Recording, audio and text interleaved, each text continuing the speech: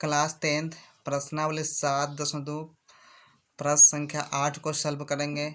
इस प्रश्न को बहुत ही आसान तरीका से सॉल्व करेंगे। आप लोग इस वीडियो को अंत तक देखें। अगर अच्छा लगे तो सब्सक्राइब जरूर करें। तो चलिए इस प्रश्न को पढ़ रहे हैं।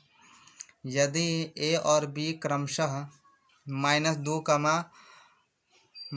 और 2, -4 हो तो बिंदु P के निर्देशांक ज्ञात कीजिए ताकि AP बराबर 3/7 AB हो और P रेखाखंड AB पर स्थित हो। इस प्रश्न को सॉल्व करने से पहले फार्मूला को देखेंगे। तो चलिए फार्मूला को देख रहे हैं। AB क्या है? एक रेखाखंड है और जो बिंदु P जो है ना AB पर स्थित है। तो बिंदु P के निशान निकालना है। तो जब तक हमें M1 और M2 नहीं निकला तब तक हम इस बिंदु के निशान नहीं निकाल सकते, क्योंकि M1 और M2 को अनुपात कहेंगे। तो AP को M1 और PB को M2 कहेंगे। तो इसका फार्मूला होता है अंतः विभाजन सूत्र से बिंदु P के निशान निकालना है। यहाँ पर बिंदु कुछ भी आ सकता है, C भी आ सकता है, R भी आ सकता है। तो मान लीजिए बिंदु P के निशान निकालना है तो M1x2 + M2x1 बटे में M1 + M2 कामा M1y2 + M2y1 बटे में M1 + M2, यानी ए वाला होगा x वाला, ये होगा y वाला। तो चलिए इस प्रश्न को सॉल्व कर रहे हैं। यहाँ पर देखिए AB क्या है? एक रेखाखंड है। तो AB एक रेखाखंड बना लिए और जो बिंदु P जो है ना ये रेखाखंड AB पर स्थित है, यानी P रेखाखंड नहीं है, AB एक रेखाखंड है। और जो बिंदु P जो है AB पर क्या है? स्थित है। तो AB एक रेखाखंड बना लिए और बिंदु P को दर्शा दिए, यानी बिंदु P को लिख लिए, यानी बिंदु AB रेखाखंड यानी बिंदु P स्थित है। अब बिंदु A और बिंदु B का निशान दिया हुआ है। यहाँ पर देखिए क्रमशः कह रहा है। तो A हो गया A बिंदु का निशान और A वाला हो गया B बिंदु का निशान। तो A बिंदु का निशान दिया हुआ है -2, -2।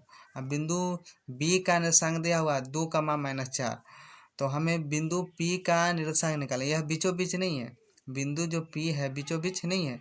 तो बिंदु P का जो निशान निकालना है। तो जब तक M1 और M2 नहीं निकलेगा तो तब तक बिंदु P का निशान नहीं निकलेगा।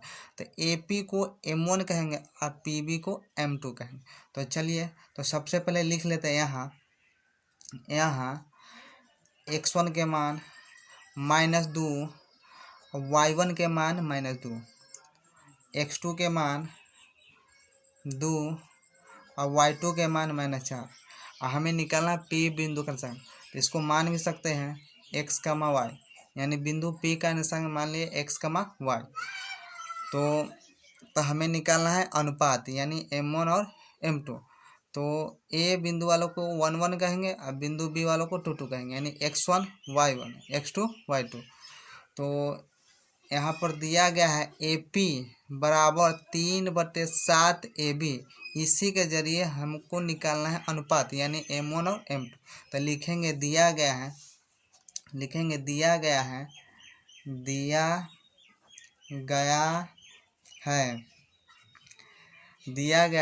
AP बराबर 3/7 AB।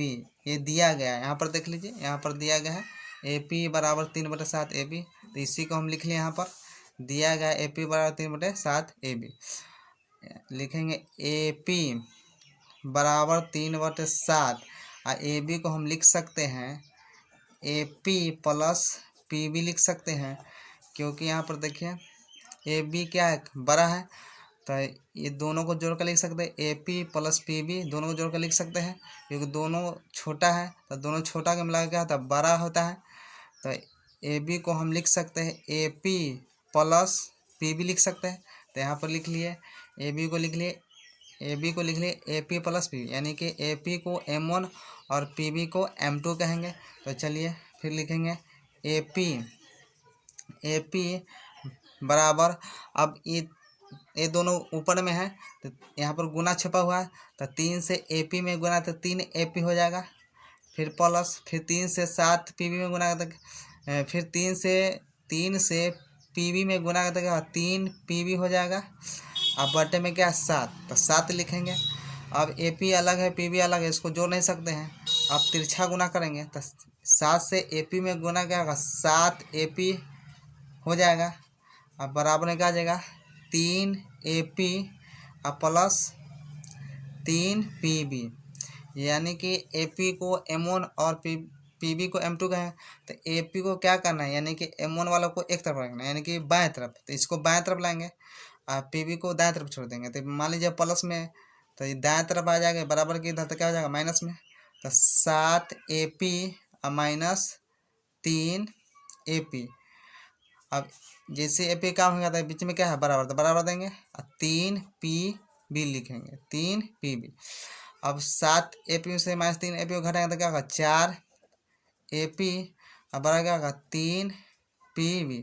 अब क्या करना है, यानी कि PB गुना में आ जाएगा भाग में। तो 4 गुना में यानी उधर जाएगा, इधर जाएगा भाग में। तो लिखेंगे AP अब बटा में क्या लिखेंगे PB, क्योंकि गुना में आ जाएगा भाग में। अब बराबर 3, अब यह गुना में चला जाएगा बटक नहीं यानी भाग में, तो 3/4। तो इसको हम लिख सकते हैं AP अनुपात PB यानी 3/4, यानी 3/4 इसको 3:4, यानी कि बटा को अनुपात कहते हैं। तो 3/4 है, इसको 3:4 लिखेंगे। तो ये है M1, ये है M2। तो M1 का मान 3 है और M2 का मान 4 है। तो M1 M2 निकल गया। तो यहाँ पर लिख भी सकते हैं, इसलिए M1 अनुपात M2 लिख सकते हैं 3:4। तो M1 का मान कितना है 3 है और M2 का मान कितना है 4।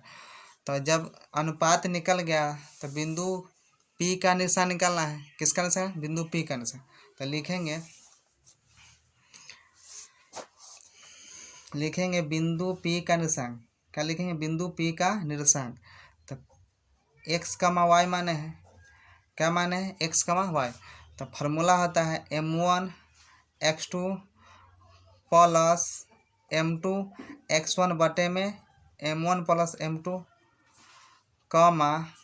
M1 y2 plus M2 y1 बटे में M1 प्लस M2। यही फार्मूला होता है अंतर्विभाजन सूत्र से। तो चलिए मान लिखते हैं इसका। M1 के मान कितना है, यहाँ पर देख लीजिए। M1 के मान यहाँ पर है 3। M1 के मान क्या है 3 है और M2 का मान कितना है 4। तो चलिए लिख लेते हैं। M1 का मान कितना है 3, यहाँ क्या है गुना। अब x2 के मान देख लीजिए, यहाँ पर x2 के मान देख लीजिए 2 है, तो 2 लिखेंगे उसके जगह पर। तो 2 लिख लीजिए, यहाँ प्लस M2 मान कितना है 4 और गुना x1 के मान देख लीजिए, यहाँ पर x1 के मान -2 है, तो -2 लिखेंगे। यहाँ पर -2 तो -2 लिखेंगे। अब बट्टे में M1 प्लस M2 यानी 3 + 4 हो जाएगा। अब यहाँ पर देखिए M1 का मान 3 है और गुना y2 का मान देख लीजिए, यहाँ पर क्या है y2 का मान कितना है -4।